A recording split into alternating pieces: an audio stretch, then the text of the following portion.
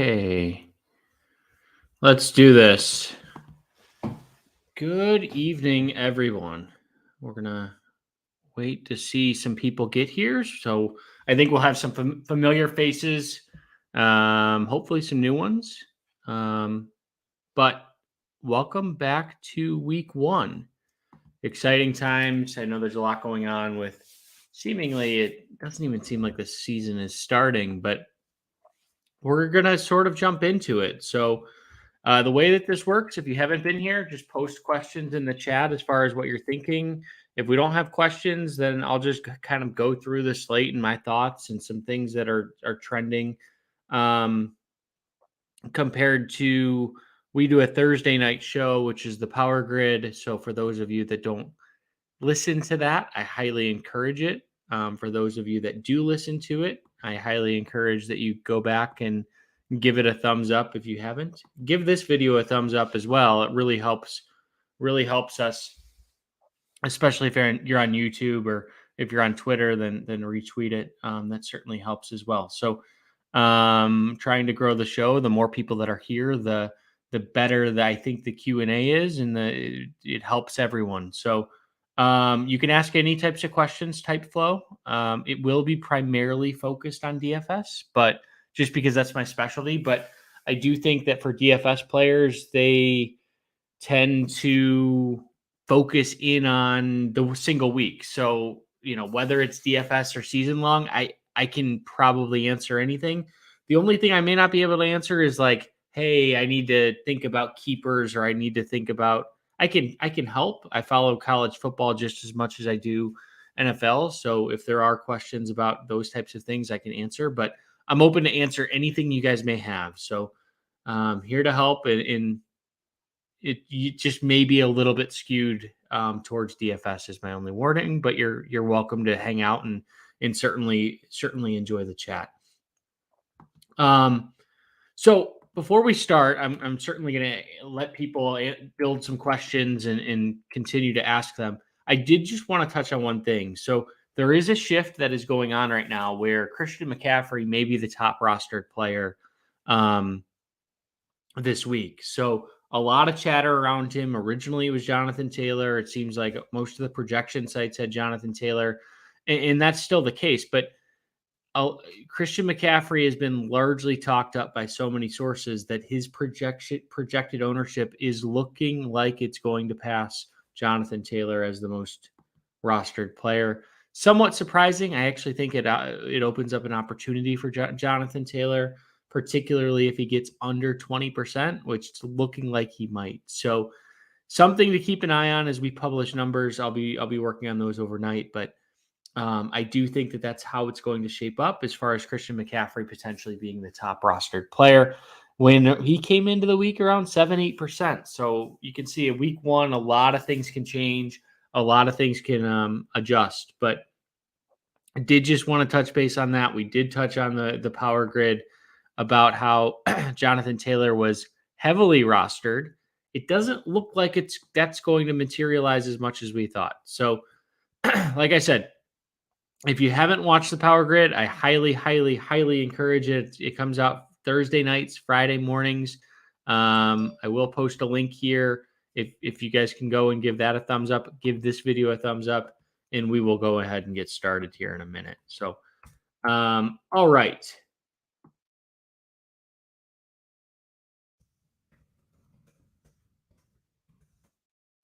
Okay. Let's get started, shall we? Hey, Kurt, welcome back. Excited to have another year. Good to see you. So any thoughts on Edmonds for Barkley in FanDuel cash? Not really. I do like Saquon quite a bit. Chase Edmonds is not really a guy that I have targeted, to be honest. I just don't trust the Miami system. Going up against New England, are they going to throw the ball? What does that offense look like? McDaniels comes from the San Francisco lineage, which who knows how they're going to come out with running back. So I think Barkley's safer. I actually have Dameon Pierce in cash right now. I don't love it, but the savings that he does give you, I'm hoping for like 8 to 10 points. It allows me to get Jonathan Taylor. It allows me to get Aaron Jones, both who I really like this week. So I don't have Barkley in my cash game lineup. I do really like Barkley this week. He was in a build that I was building. So, but I honestly haven't considered Edmonds much, hardly at all. The price is decent at 5,800. But if you go down and you look at FanDuel, I would rather probably, and I tweeted this out earlier today, I'm really liking Clyde Edwards-Helaire as a GPP play. Seemingly no one is talking about him. Ronald Jones had a bad camp. How does this Kansas City offense look with trying to integrate Marquez Valdes-Scantling and Juju Smith-Schuster? I also like Travis Etienne at 6,200. What Packers wide receiver do I think gets the most targets? Yeah, that's like a $1 million question. If you can figure that out, I think you're in really good shape. I think it might be Aaron Jones, to be honest. None of them are really like popping for me.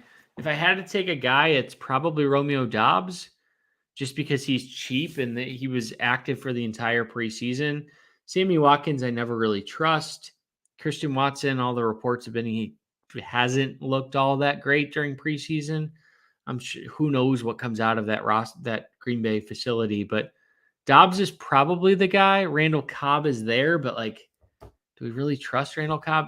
It's why I'm trying to build lineups that either have Aaron Jones or AJ Dillon in it. I think that they go to a run heavy approach. Robert Tonyan, people have been talking him up. Aaron Rodgers came out and said really good things about him. And he's certainly an option as like a guy who not a lot of people are going to have. But it's a weird spot. It's like, could they just throw for 230, 240 yards and run the ball 25 times and no receiver gets over 50 yards because Aaron Jones catches 30 to 40, Dillon catches 20 to 30, Tonyan gets like 40, and then it's just sort of mixed around. I could definitely see that scenario as well. Juju Smith-Schuster, Rashad Penny, or Hollywood, Damian Pierce for cash. For cash, I would probably go with the Hollywood Brown, Damian Pierce angle. If I look at Juju, like Juju's interesting because, talent is there, but last year was so bad. And I know there were some injuries. I know that, but like even before that in 2020, he wasn't all there. Like he had less than 1,000 yards. Some games he would seemingly just disappear. How does this Chiefs offense look? I like Juju as a GPP play, but I don't know that I can get there in cash. And then Rashad Penny, like, do I trust anything in this offense? Like, not really. I have a hard time trusting anything in Seattle right now until they prove it otherwise. So, what's going on, Will? How we doing? Thoughts on playing Swift and Hawkinson in the same lineup on a single entry? It depends what site. So if I look at DraftKings, like Swift is trying to look up prices here. 6,800. So he is kind of expensive. Hawkinson, I think Hawkinson is cheaper. I wanted to see if it was like 40. Why do I have this filtered wrong? 4,800 maybe. I think it's too much. I think it in a single entry, I would probably have, if you're going to do that, I would probably have Jalen Hertz as your quarterback because you're going to need this game to shoot out. So just go like full game stack if you're going to do that, but probably not. What's my strategy on a 20-man GPP on FanDuel? Good question. So 20-man, 20-person, I typically stack. So I'll have at least a quarterback and a wide receiver.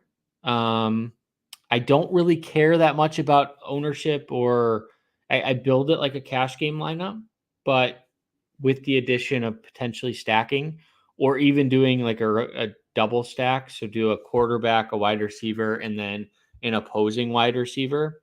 But you don't need to get that crazy like a GPP. You don't need to focus in on like, hey, Jonathan Taylor is going to be 25%. Christian McCaffrey is going to be 22. You don't need to focus in on any of that.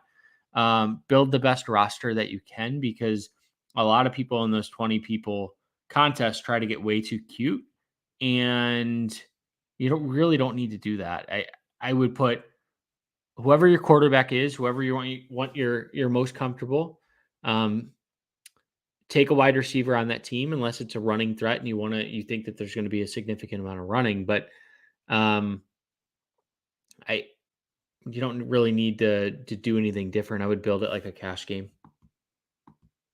Thoughts on Dortch? To be honest, I haven't given much thought to him. 3,000, probably. I don't know. I'm assuming this is a DraftKings play, but I have him rostered at, hold on, like less than 1%. So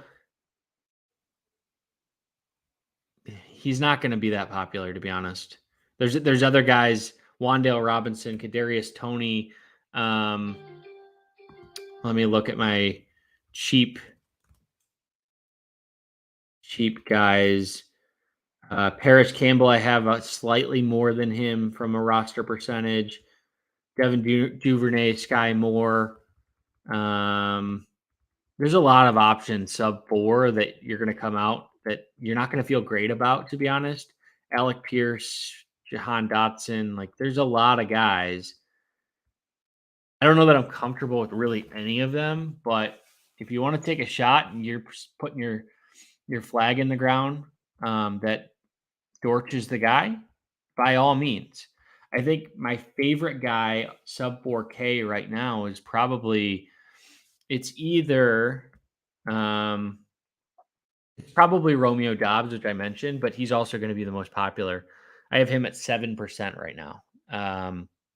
Randall Cobb right around 4. So I think a lot of people are going to target the Packers' cheap receivers, and if I wouldn't worry about Dortch at all from an ownership perspective. All right. Half point PPR, Sutton, St. Brown, Dylan, or Tony. Give me 1 second. Let me pull up my projections.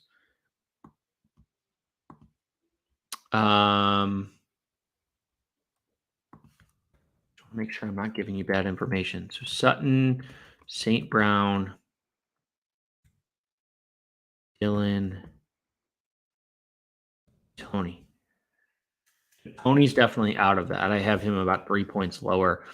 I would probably go with Sutton. I think that he's interesting. He has probably more upside than St. Brown.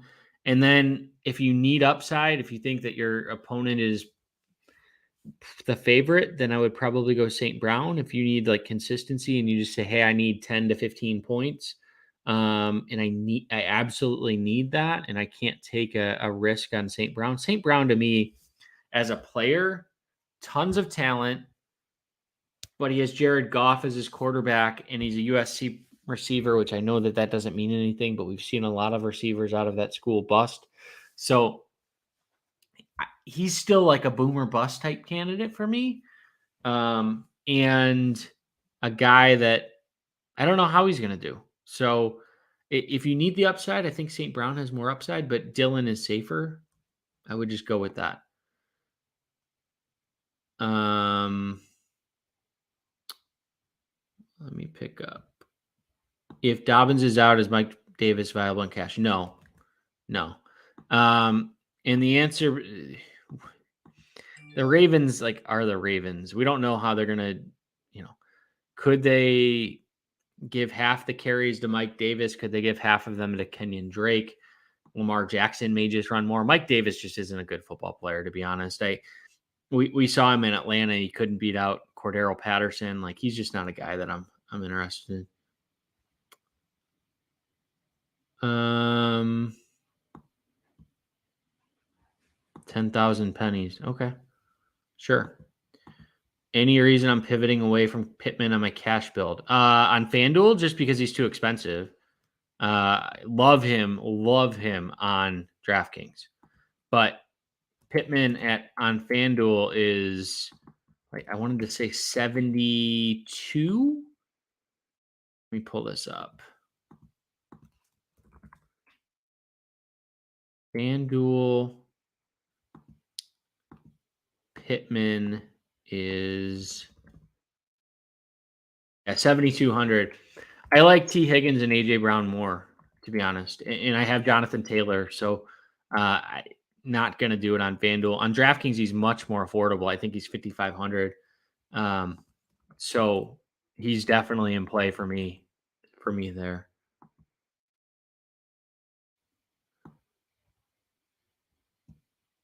Yeah, if you want to take a shot on Sammy Watkins, go for it, man. Who knows what drugs Aaron Rodgers is going to be on during the game? Who knows how that offense is going to go? All we can do is project, and that's one of the more difficult scenarios to project, to be honest. So if you feel good about Sammy, go for it. And I'm not sure what your username means, but hopefully it's not inappropriate. If Hertz is ruled out, is Hollywood or Connor a must play in DK Cash? If so, which one is the preferred play? I think Hollywood is going to be popular. I don't know that he's a must play. So 6,200 is a little expensive. If I look at him, he's in the neighborhood of guys like AJ Brown, T. Higgins, DJ Moore a little bit. But I think Brown gets popular. Connor is interesting because if I think about James Conner, he's $7,000. Depends on your build, to be honest. Joe Mixon is a better play at 7,100 against the Steelers than James Conner is. But James Conner has 2 touchdown upside, just like Mixon is. So if you're thinking about cash, I wouldn't go to Connor. I just think he's too expensive on DraftKings. But they really priced this game up in general. Don't really know why, but Ertz doesn't change all that much, to be honest. It's 4 catches that, it's not like Hollywood or Connor immediately get double their touches, for example. They may get 1 additional carry or 1 additional catch, but they're not going to significantly see an upside. If you want to win the million, you got to play Marcus Mariota. He's putting up 40. I mean, look, that's the type of player that could do it. But if you believe in it, I wouldn't be that strong because now other people are going to do it. So good luck. I'm not doing it, but he could just he has upside, certainly. Do I start Cortland, Sutton, or Sammy Watkins? Cortland, Sutton. I think that's pretty safe. Sammy Watkins, we've talked about. I just don't trust the scenario. I don't trust anything in Green Bay besides the running backs, to be honest. And maybe Robert Tonyan if you need a tight end that's as a cheap tight end or a tight end that's on your bench or something.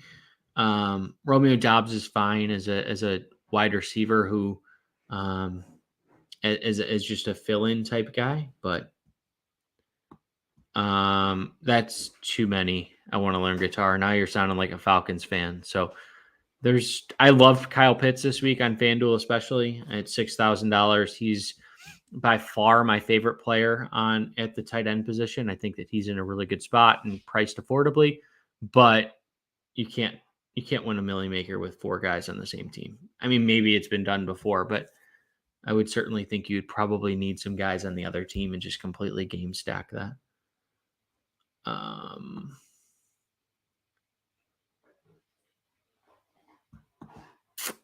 It's not a bad idea. Adding people to the stream, like we could add people to this stream, certainly. I have no issue doing that, and maybe we do that in future weeks. Adding people to the Power Grid is a little bit more difficult just because it's a tougher show as far as like culture and vibe, and we've had to do subs before, and it makes it really difficult. But yeah, we can certainly think about this in particular in adding people. I have no issue with that. Just message me on Twitter and we can talk something. If anyone is interested, it doesn't have to be just you, but if anyone's interested, I don't want to just run a contest just to run a contest to like come on here. But like if people wanted to come on for like 5 or 10 minutes and talk through some things or answer some questions, I'm all for that. So the more interactive we can make this, the better. So message me on Twitter, Devin Knotts FBG, and we can certainly talk if you're interested. Thoughts on Kadarius Toney? I like Kadarius Toney. I think he's in a fine spot, especially on DraftKings where he's cheap and he's a PPR type guy.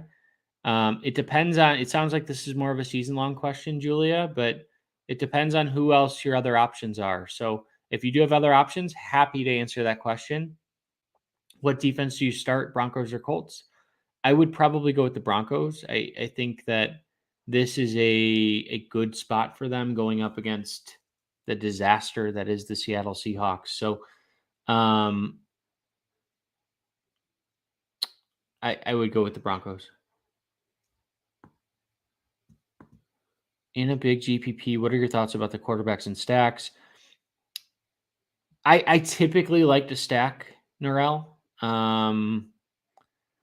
Yeah, I'm typically looking to. I don't typically play elite quarterbacks. I like to try and find a quarterback or two that is like a mid-grade quarterback that has upside. So if I think about like upside quarterbacks, I think about, I don't know if he's upside anymore, but like Kirk Cousins and Justin Jefferson. Probably not this week going up against Green Bay, but like historically, Cousins will pop a couple 300-yard plus games per year. Whereas a guy like Jacoby Brissett probably won't go above 300 yards. So look at guys in that mid-tier who have upside that are in a potential high-scoring game. So look at the game totals, what games are projected to be high scoring or even middle scoring. Like the difference between 52 and 47 points is really nothing in the sense, but you get down to like 40, 41, 42. That's where I start to like question as far as what's the upside of these players. But I realistically think Cousins is a decent spot. Tua, who knows? Like Tua hasn't shown a huge upside historically, but he has the talent now, like certainly. And Daniel Jones, I don't know about Daniel Jones. I think he's probably not a player I would stack just because if he's gonna pay off, it's probably gonna be for something he did rushing, like his 80-yard rushing touchdown he had a couple years ago. Full PPR, pick 2 for flex, Elijah Moore, Darnell Mooney, or Elijah Mitchell. Pulling it up. Mitchell, Mooney, or Moore. I have them all projected within like a quarter of a point. Let's go. Let's start Elijah Mitchell. Just because when in doubt, start the running back. And going up against the Bears, they could have a commanding lead and run the ball. Elijah Moore versus Darnell Mooney. Both awful quarterbacks. like Joe Flacco. Joe Flacco actually makes me feel a little bit better than Zach Wilson. I don't know why, but he had a really good game last year and threw for like 290 yards. And Zach Wilson's still largely unknown. So give me Elijah Moore. Like maybe there's more upside in his, what is this, his second year? He could continue to develop. He's only 22. So I feel like Darnell Mooney might be a little more we know who he is type guy. So I don't know if that's great analysis. I have them, like I said, I have them projected almost the exact same. AJ Brown or Mike Williams? I debated this morning, to be honest, pretty hard. I really like Mike Williams this week. And I think he is in a really good spot because Keenan Allen has a very difficult matchup. Keenan Allen going against Nate Hobbs, who's one of the best slot corners. He's only in his second year, so he had a fantastic rookie season, 5th round draft pick, but he looked outstanding. Was the Raiders' best corner last season, and they had they've had an absolute mess of corners with Garyon Conley and Damon Arnett and you name it. But Hobbs has been really good, and Mike Williams going up against a corner who's 5'11", 180 pounds. And so he will have a significant size advantage. He had 17 targets in that week 18 must-win play-in game, essentially, that the winner went to the playoffs that the Raiders ended up winning. A.J. Brown is in a really good spot, too. We just don't know how A.J. Brown is going to react in that offense. So, brand new offense, first week. Do you have to pick one? I would probably go Mike Williams. It's a really difficult choice, and it's I like both those players a lot. I have Jalen Hertz starting pretty much everywhere this week, so it's a difficult choice. If you guys can give this video a thumbs up, that would be really helpful. It just expands the reach of the show. So hopefully, if you're on YouTube, just click the button. Also subscribe so that you always know when we go live. You guys know the drill from all the other YouTube people that are out there that encourage it more than I do. So, yeah, tough choice, Tammy. Justin Fields feels like a good tournament play.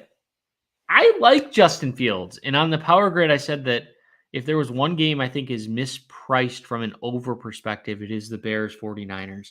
I think this game has shootout potential. The Bears secondary is awful. I mean, it's one of the worst in the league.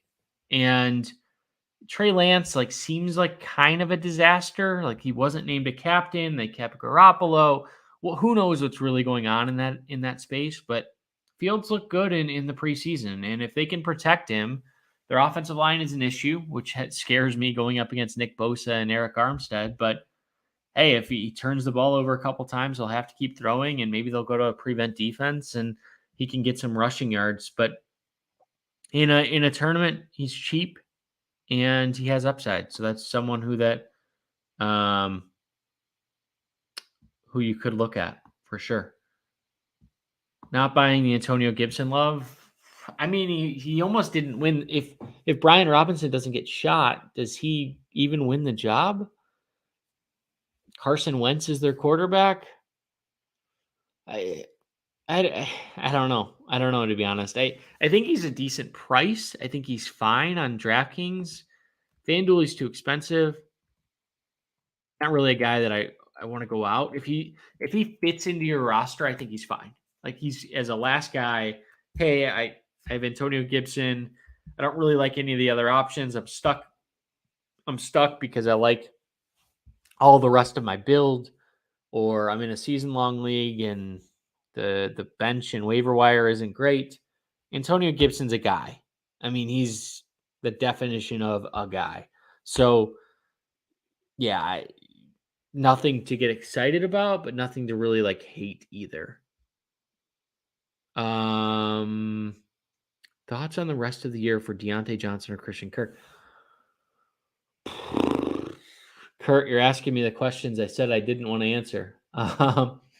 It's not my real specialty, but I'll help you out because you're one of our longtime guys.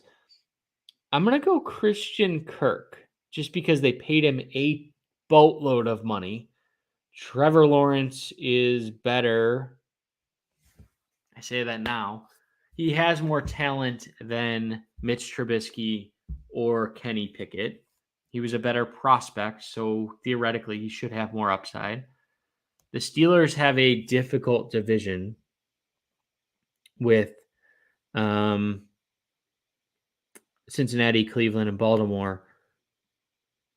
But Johnson is like that PPR guy. And with Pickens evolving and emerging, is he going to take away some of that PPR goodness from Deontay? I don't know, to be honest. But this early in the season, I'd rather have Kirk just because of the upside.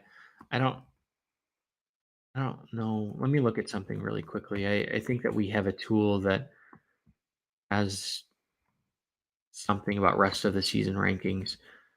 Deontay, Kirk. Yeah, I mean, our tool has it. Deontay is the clear winner, but so maybe I'm biased, but I'm not. I'm not really qualified to answer that question. Yeah,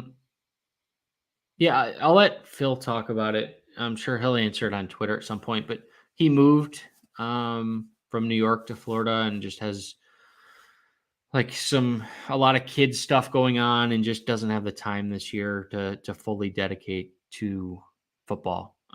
He's fine. He's healthy. I talked to him yesterday, so everything's good with Phil. But I'm sure he'll answer or talk to you if it on Twitter or anything.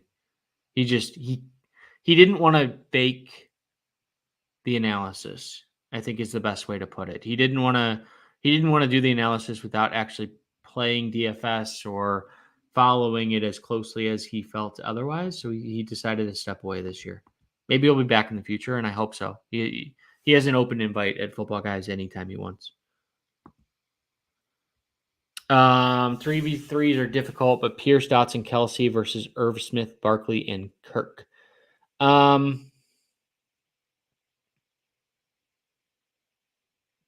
Pierce, Dotson, Kelsey. I would go Pierce, Dotson, Kelsey. Yeah, for in cash for sure. I think Barkley is risky, right? So Barkley has upside, but and Kirk is risky too. So I think Dotson is certainly risky. Pierce is not really that risky. I think that Pierce gets what he gets, like 8 to 12 points is probably his range. Maybe he comes out and just is awful, but I doubt it. I think they would have kept Marlon Mack if that was the case. But Kelsey, to me, has 100 yards, a touchdown, and 9 catch upside, probably 2 touchdown upside. And you're going to be kicking yourself if you don't play him. He's just on DraftKings. He's a must play for me just because he's so cheap. I know in like the grand scheme of things having to build that roster around him, but I think he's 6,600. Like, name another player in that 6,600 range that has a quarterback like Patrick Mahomes and really being the only consistent target there. Like, we talked about Valdez-Scantling, we talked about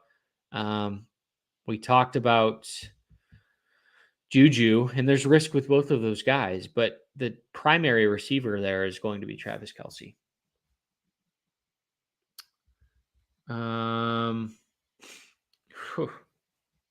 It's another one that like we're gonna figure it out. I think that Kadarius Toney probably gets the most.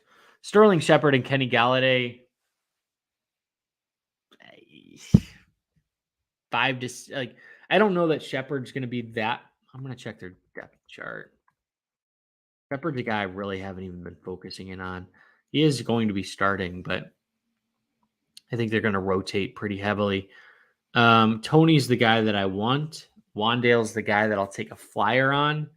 I do have Kenny Galladay stashed on like some benches just because in season long, just because if he ever returned to what he was. I can't do it in DFS though.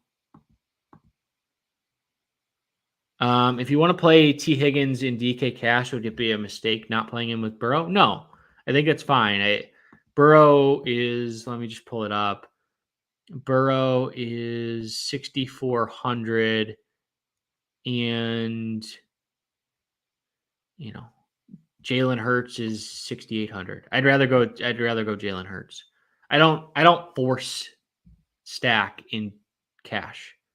You start getting into like 20 people tournaments where the top 3 or top 4 are cash, or 3, even like a 5-person tournament where the first place wins, then I probably would, but no, I don't force the stacking. Lowest owned quarterback plus stack. I mean, lowest owned, if I just want to answer the question and kind of be a bit of a jerk, would be lowest owned Joe Flacco and Braxton Berrios. I don't know. Are you asking like the lowest that I'm comfortable with? Is Joe Flacco and Berrios, and you're getting less than 0.1% between the two of them.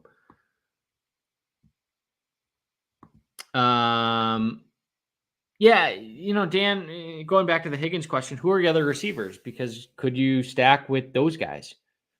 I don't know. I wouldn't force it. Like I try to do it, but it's not like you absolutely have to. Do you like to game stack in cash games or just in GPP? You can do either. There's plenty of people that game stack in cash. Plenty of people, and plenty of successful people. So I think it depends on the game. Like if there's a very high scoring game that you say, hey, there's going to be a lot of points, and I know where the targets are going. I know where. Let's just use an example. I want to take. Let's just pull something up really quickly, but I'll just use somebody's probably going to stack the in cash. Somebody is certainly going to game stack the Eagles with Jalen Hurts, AJ Brown, and somebody may even get crazy and take Amon-Ra St. Brown on the back end. People are certainly going to stack the Chargers Raiders game. You could do like a Herbert, Mike Williams, Darren Waller type thing, or even Devontae Adams. And someone's probably going to stack the Chiefs Cardinals. Why you do that is you think that game is going to go and have a ton of points. You know where the targets are going. And you just want to say, look, I want to focus in on one game. And remember, this is supposed to be fun. Like, that's why we're having it. If you're at a game and it's supposed to be high scoring and you want to play cash, go for it. Like, just make sure that you're not like giving up too much by doing it. I don't typically do it. If it happens, great. But GPPs are typically where I'll do it. No, Quentin Nelson. Oh, I see you're kidding. Don't read it live. Yeah, thumbs up and subscribe if you guys can. Please, it really helps the show. We've gotten over 60 people at one point, which for a 10 o'clock show is absolutely awesome. So you have Godwin in the flex if he's out. Can I put Albert O? Oh boy. Let's hope Godwin plays. Let's see. Albert O versus Noah Brown. Probably go Albert O. Yikes. Yeah, I'd go Albert Akuegbunam. Learned that a couple years ago. Okay. Jones and cash with Dylan. I'm not doing it, but I'm sure people will. And I'm assuming this is FanDuel because Dylan is cheap. He's 6,100. Travis Etienne is 62. Dameon Pierce, I believe, is 56. I went with Dameon Pierce. I thought about doing Dylan, but I went with Jones. I wasn't comfortable doing both just in case Aaron Rodgers does something weird and neither of them hit value. If you just say, hey, these are the two guys, one of them is going to exceed value, and if I can get the total between the two, I don't think it's a bad play. I'm just not doing it. Is Michael Thomas healthy? I don't know. I don't think so. I mean, I think he's going to play.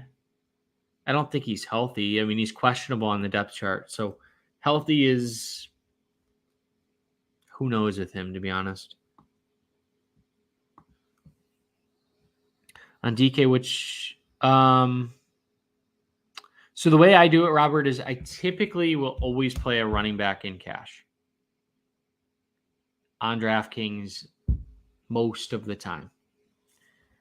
If for whatever reason there are two elite running backs and no value running backs, like if you say, hey, I want to play Christian McCaffrey and Jonathan Taylor. I don't know. I don't even know if that's possible. But if you just say, hey, I want to do that, and I need to take a 3K player to fill out the rest of my roster. In those instances, like on the rare occasion, I'll be fine with taking 4 wide receivers on FanDuel or on DraftKings, sorry. But in cash, I don't typically like to do it. I know that there's plenty of people that just say, look, I'm comfortable doing it. Or they'll take like a PPR type guy who's going to catch 4 or 5 passes. I just like the upside of that potential touchdown. And what I will say is the running backs for me, typically have to get 60 to 70% of the touches. Meaning I won't take Kareem Hunt. I will take a wide receiver before I will take Kareem Hunt in cash. Unless Nick Chubb is out, but that's a whole other thing. I won't take Tony Pollard. I won't take, go through the list and just rattle off the guys that don't typically get 50+% of the carries. I also won't take guys like Miles Sanders who don't get the red zone looks. So, I want that touchdown upside, and a running back, a low-end running back who's starting most of the time will have a better upside to score a touchdown than a wide receiver will. FanDuel, I always play a running back 100% of the time. Clyde Edwards-Helaire or Robert Woods. Wow.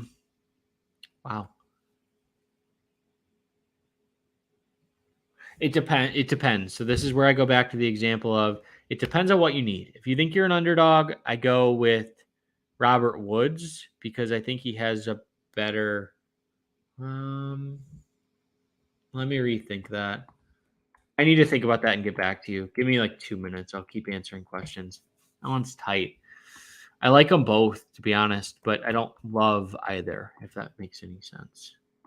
Nobody playing Tony at 4.1K? I disagree with that. I have Tony at 9 to 10%.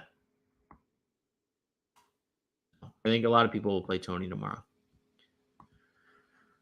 Woods, Burke, Bateman under the radar plays. I can't get behind Bateman. I don't know why. I just can't do it.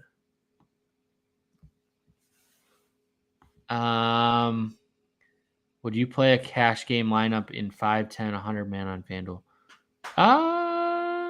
Yeah, I mean 5 and 10 is fine. I think if you get to 100, maybe change it up just a little bit.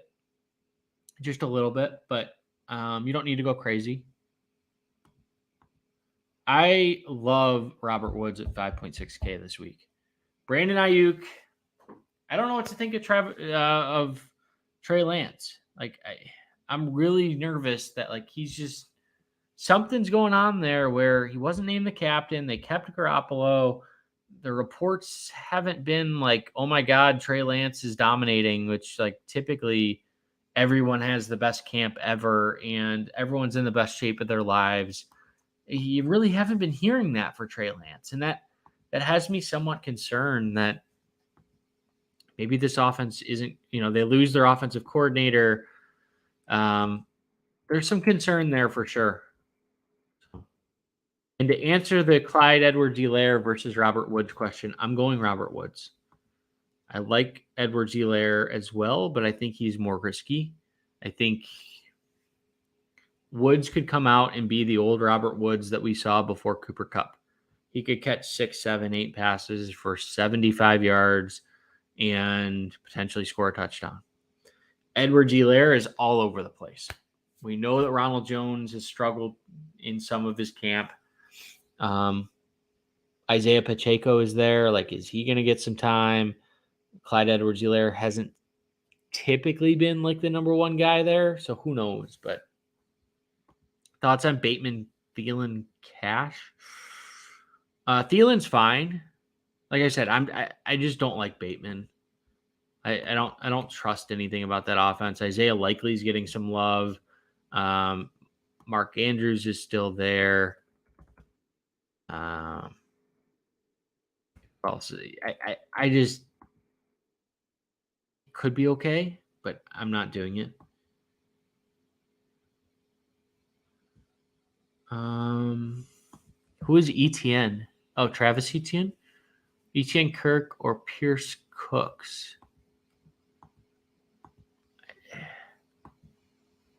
I have concerns playing both ETN and Kirk in the same lineup. I would rather, I guess I have concerns playing Pierce and Cooks in the same lineup too. I'd be curious why you're trying to play both a running back and the wide receiver on the same team.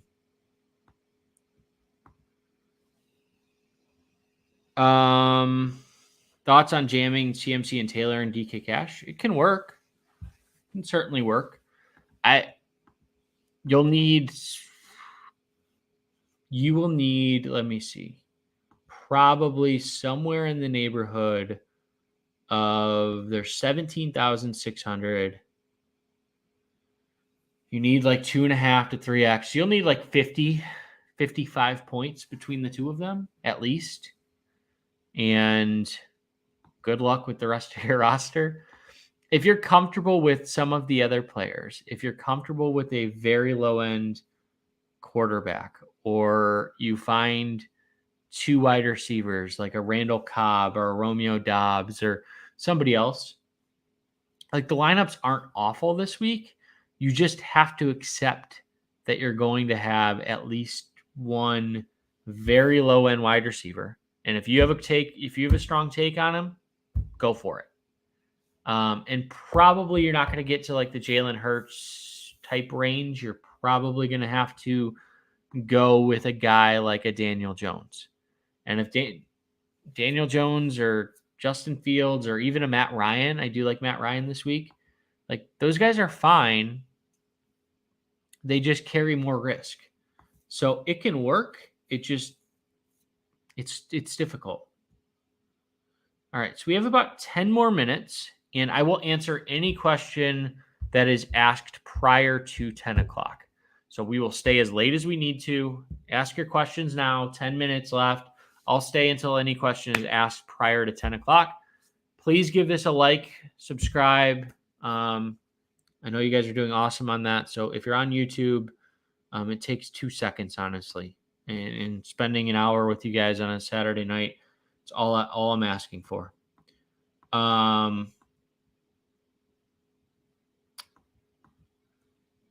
Thoughts on trying to sort out Green Bay wide receivers for tournaments? We talked about this a little bit, but I'm going Romeo Dobbs. I think he has the upside. Randall Cobb seems like sort of a safe PPR guy, but I don't love any of them, to be honest. I think it's going to be a scenario where the running backs get a lot of the work.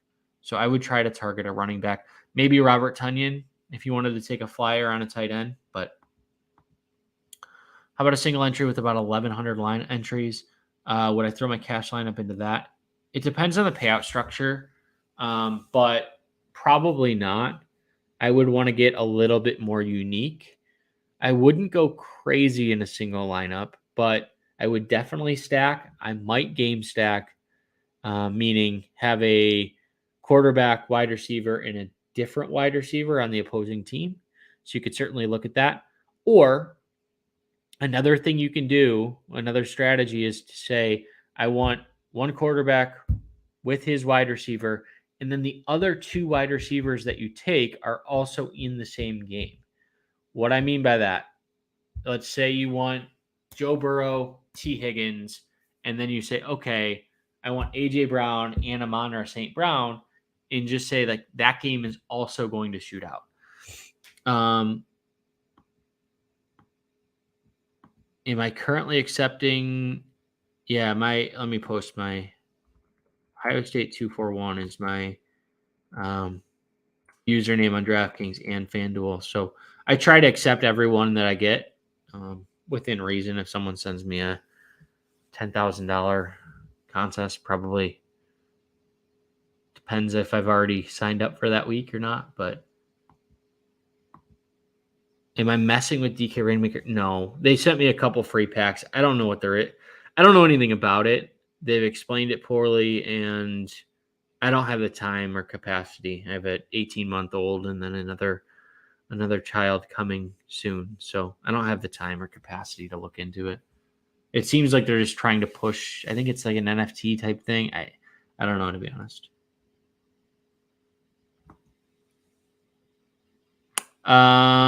You picked up Dortch Thursday, okay. That potential, yeah, Thielen is interesting, but there is risk because Green Bay's defense looks good.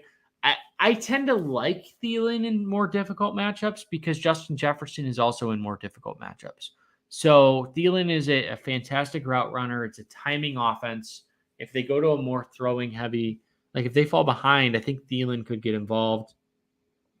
But like I said, the matchup's going to be tough for both Justin Jefferson and Thielen, but Thielen could be involved and is cheap enough that he doesn't need to light the world on fire. Really stuck between Hertz and Lamar Jackson. I have Hertz everywhere. To be honest, I think Hertz is my top guy. Lamar Jackson, I feel like there's too much volatility there, to be honest. Hertz has run the ball 7 or more times in every game except one, which was just a complete blowout. I think they won 41-10 or something. So I like the matchup of going up against the Lions. They're only 5-point favorites. They're not facing the Jets, where I think that do the Ravens need to run Lamar Jackson against the Jets to win? I don't know. Probably not. I think there's risk there with Jackson, to be honest. I think that this offense for the Eagles is really good. I think that they're going to try and come out and really make a statement against the Lions, and the Lions have the worst secondary. Maybe not. They're certainly bottom 3 with Houston, probably with Chicago. There might be 1 or 2 other teams in there too, but I think the matchup is probably better for Hertz, and he has new weapons with A.J. Brown. Dallas Goedert has another year, so I think that Hertz is in for a really good year this season. I have Thielen's ownership right now. It's about 9 to 10%, so it's not crazy. Like, that's entirely realistic. All right, 5 more minutes. Like I said, I will answer any question that gets in before 10 o'clock. If we end early, that's great. But we have a couple more in the queue, and then good luck to everyone this week. Juju or Kirk in cash? It helps if it's PPR or half point or what site. If I had to choose one, it would probably be Juju. I feel a little bit safer than Kirk. It's close, though. It's really close. I like Kirk a lot in GPPs. I like Trevor Lawrence in GPPs. I think the Jaguars are going to be better than people think this year. I like what they did in the offseason. They get Travis Etienne back. Christian Kirk is a good wide receiver. I mean, he's nothing. He's not going to be a number 1, but they have enough talent there with Zay Jones, Marvin Jones, Evan Ingram. They have enough weapons where he doesn't need to be that lone guy. Is it crazy to go 2 tight ends on a DraftKings lineup? No, you can treat Kelsey as a wide receiver and take like an Irv Smith or Cole Kmet. The only thing I would do is I would weigh that up against, do they have the upside of a guy like Romeo Dobbs or let's see, does that Kmet range have the upside of Dobbs or going down my list?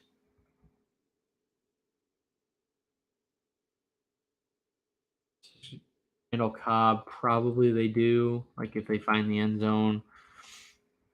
Darius Toney at 4,100 probably has more upside than them. Josh Palmer, like he's interesting at 3,800. So I think it's possible. I think they're safer than some of those guys. Like some of those wide receivers could really just have nothing.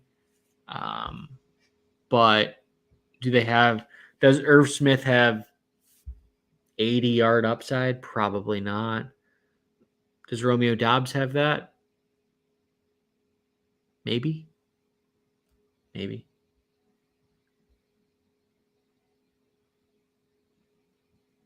Zach, I don't know, like low owned quarterback sacks. There's 100 of them. I honestly don't know. Like if I take here's some low end quarterbacks, all sub 5%. Trey Lance, you could go with Deebo Samuel. I think that'll be low. Kirk Cousins, Justin Jefferson will be low. Matt Ryan, Michael Pittman. So Ryan will be low. Pittman's going to be more on DraftKings than FanDuel because of price. Carson Wentz, Terry McLaurin, Tua and either Waddle or Hill. Trevor Lawrence and Christian Kirk, like we talked about. Jared Goff and Amon-Ra St. Brown. Daniel Jones doesn't really have any stacks. Justin Fields doesn't really have anybody. Marcus Mariota, someone liked his upside there. If you wanted to go Kyle Pitts, you probably could. But like, there's a number of guys. I don't know.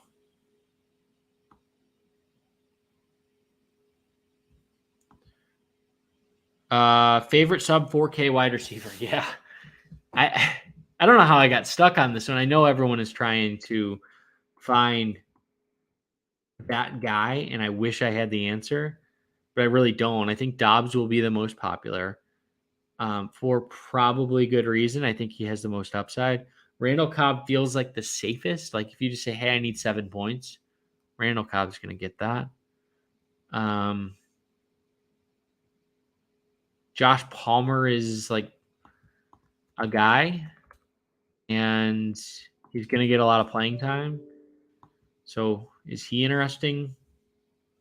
Maybe. But, Wan'Dale Robinson seems a little risky to me. I'm sure I'm missing like somebody that's pretty obvious. But if I keep looking, I know this is an important question to everybody. But, I struggled with it on Thursday on the Power Grid. And I'm struggling with it now. If I look at where Football Guys has projections, Josh Palmer, Randall Cobb, Jahan Dotson, and Romeo Dobbs are all like the 4 that you could potentially target. You could go Wan'Dale Robinson, but I probably wouldn't if you're talking about safest. I like Dobbs. I think everybody does, though. To be honest, I think he's going to be the most popular. High price running back that I'm still liking. You keep backing off to lower price guys. I like Jonathan Taylor. I think that he's in a really good spot. I think that we talked about this at the top, but his ownership roster projections are falling. So we originally had him at about 30%. I think the update that I'm going to publish tonight is going to be around 17 to 18, with Christian McCaffrey being around 22. I think Taylor is in an excellent spot. He touched 140 yards twice in both of his games against Houston. Houston is just an awful team. So they don't really have the guys to stop him. So, but he's expensive. He's certainly expensive. And if you like the build with the lower price guys, I can't blame you. Which rookie wide receiver in the first 4 to 6 weeks? I like Olave a lot. I think especially with Michael Thomas being out, Olave is the best route runner in this class. You know, I watched him having went to Ohio State. I watched him all throughout. He's significantly younger than me now, but I watch every Ohio State game multiple times per week. Olave's a fantastic route runner. I think he's going to do pretty well. Drake London feels a little raw to me, but I think the upside is there. He's going to be the number 2 guy behind Kyle Pitts. And Treylon Burks, I don't know, to be honest. I think he has tremendous ceiling. How he's going to adjust in the first 4 to 6 weeks, not entirely sure. I'm assuming you're trying to fill in for DeAndre Hopkins there. Eckler or Kamara in a single game entry. Eckler's really interesting. I think Eckler is really interesting. That game could shoot out, and not enough people are talking about Eckler because of his price, to be honest. Renfro, Eli Mitchell, or Gibson in a flex spot. So I'm going to assume that this is PPR because otherwise I don't think Renfro would be in consideration. But with it, if it is PPR, I would probably go with Hunter Renfro. It's either Hunter Renfro or Antonio Gibson. I'm going to say Antonio Gibson. I think that Renfro's problem is he's now the number 3 guy behind Davante Adams, and I think Davante Adams gets a significant amount of targets given the history behind between Derek Carr and Davante Adams. So I'll go Gibson, but it's close. It's really, I have them projected within 1 point of each other. It's likely going to be 2 owned tomorrow. Likely, no, he's going to be less than 1%. I think that people like him in season long. I don't think anyone's going to like running out and saying, hey, Isaiah Likely is going to do all that much. He's not. I mean, he has minimum price. So I guess that's intriguing. And if you wanted to take a shot on him, I don't see him being all that popular. I think that, you know, some guys that are in that range that are going to be more popular. Hayden Hurst, he's 3,200. So he's a little bit more expensive. Daniel Bellinger's getting some love. I'm not really entirely sure why, but he's at 4%. And then you get to like the Irv Smiths and move upward. So I don't think a lot of people are going to take Likely's. Who knows like how he's going to be in preseason hype. I don't think a lot of people are going to buy into him, but he's the type of guy at 2,500 that if he finds the end zone like Brevin Jordan did a couple years ago, or whoever it was in Houston that scored 2 touchdowns, like it's always possible.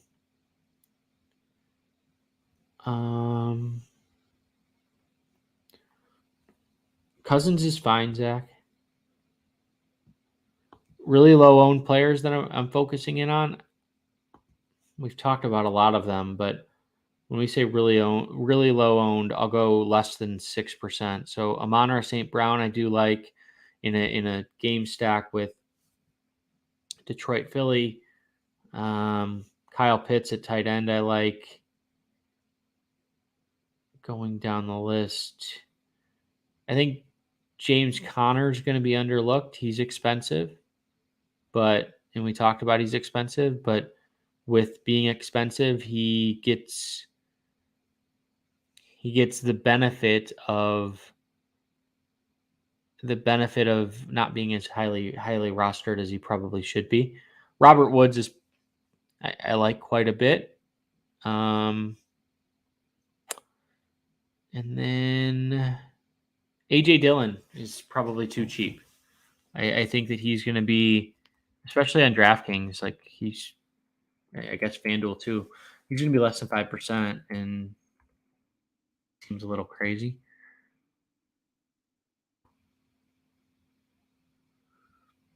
Romeo Dobbs start, yeah, he's fine. Yeah, okay.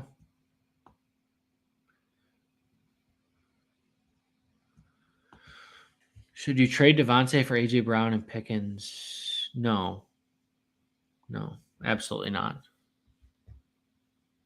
No.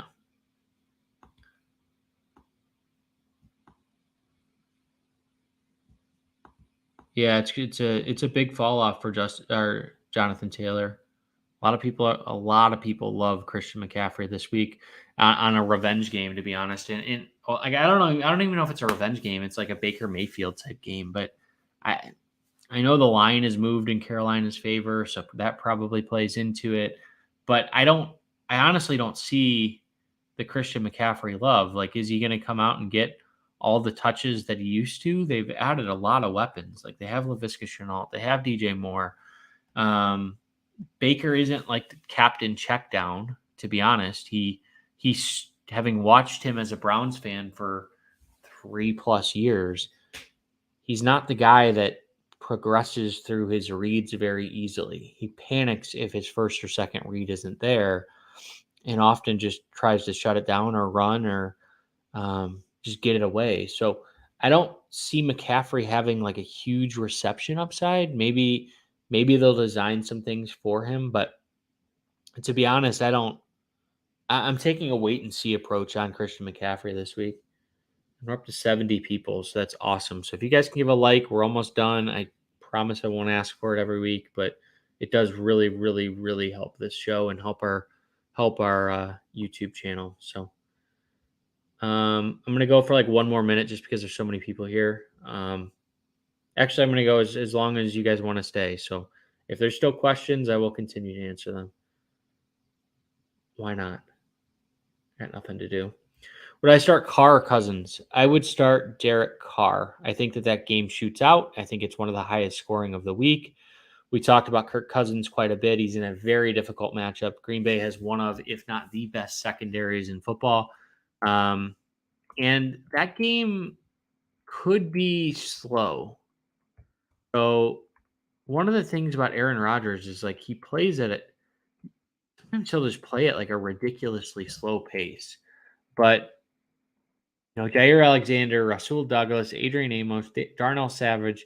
It's not a good secondary matchup at all. And you could see one guy that nobody's talking about this week and talk about low-owned guys is Dalvin Cook. What if Dalvin Cook has a big game? I could definitely see a scenario where Minnesota tries to establish the run because of that difficult matchup that we've talked about. So, Carr and Adams or Cousins and Jefferson, same thing. Carr and Adams for me. I don't think enough people are talking about that game. I think a lot of people are talking about like Derek Carr right now is 5% rostered. So, and Devontae Adams a little bit higher, but that's to be expected. I have him at 9.1%. So versus Jefferson, like Justin Jefferson is at 13 and Cousins is around 4. So to me, I think a lot of people are worried about is Devontae Adams going to have the same volume as he did in Green Bay, and I think that's totally fair. But he's still probably the best red zone route runner in football. I think Darren Waller has struggled at times finding the end zone, and if they get into the red zone, I don't know how any team can guard Hunter Renfrow and Devontae Adams. They're probably the two best route runners in football. There might be somebody else, but those are two of the top guys.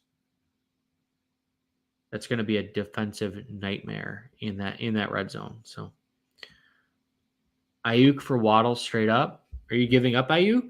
Then yes. If you're giving up Waddle, then no. Is Njoku getting targets? He'll get some, 5 to 6. He's not a guy that I'm going to go out and just try to get. I don't know what to think about the Browns tomorrow.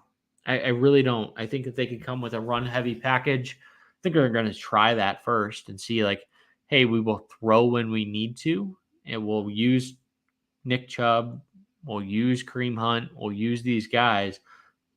I think they're going to try and keep the ball, rely on their defense, have a slow, methodical offense, and take some shots deep at times. But I don't know what to think about this Browns offense, to be honest. They're sort of a mystery. Like, Jacoby Brissett is all over the place. He looked horrible in the preseason. But in the past, he has had games where he's put it all together and he's looked fine. So the offensive line is great. I think they're going to leverage that. Nick Chubb is one of the best pure running backs. And when I say pure running backs, runners, not a great receiver, not a great pass blocker, but as a runner, he's one of the best in football. So if you like this stream, it better help you win. It's not, I can't guarantee it's going to help you win. Just here to talk football and have some entertainment. And it's good. It's always good to get second opinions on things. And if you're being entertained for an hour and 12 minutes, the least you can do is hit that little thumbs up. Miami's D isn't bad. Like, their front seven might suck, but their secondary, by a lot of sources, is still top 5. They have Xavier Howard and Byron Jones, who are two of the better corners in football. So their front seven might not be the best, but it's not bad. Are any of these wide receivers in Dallas worth playing? I think CeeDee Lamb's fine. If you're playing a Sunday, like an all-day Sunday type game, I don't even know if they still do that anymore. I would guess that they do. Then CeeDee Lamb is a great pivot because not a lot of people are going to be thinking about him. Yeah, I don't know why the Miami's D sucks comment. Their secondary is very, very good. Straight up picks for Packers, Vikings, and Commanders, Jaguars.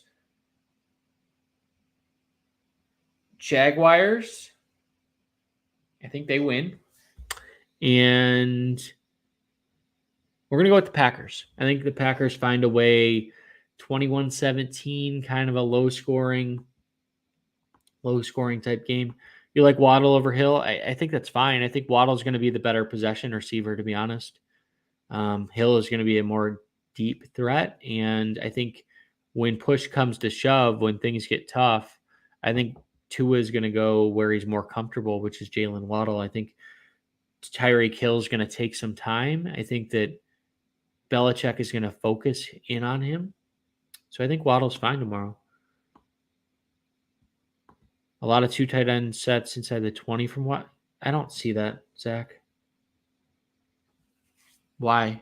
I mean, if you have, like I talked about, you have Devontae Adams and Hunter Renfrow. You know. Brissett is bad? Yeah. I mean, he's not great. Certainly not the best.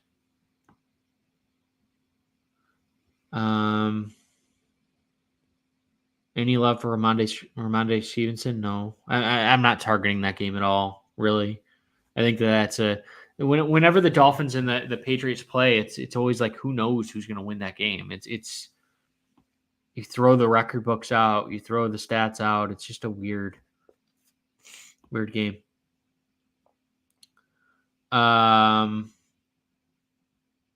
Okay, so I am caught up. It's 10:15. We are 15 minutes over, but we still have 71 people here, which is awesome. So thank you to everyone who showed up tonight. We will be back the same time every single week.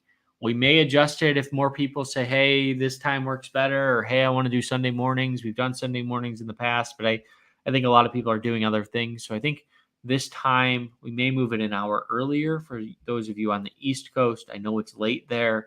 But thank you to everyone. We will see you all next week. And good luck, everyone. It was fun. We'll do it again next week. Thanks, everybody.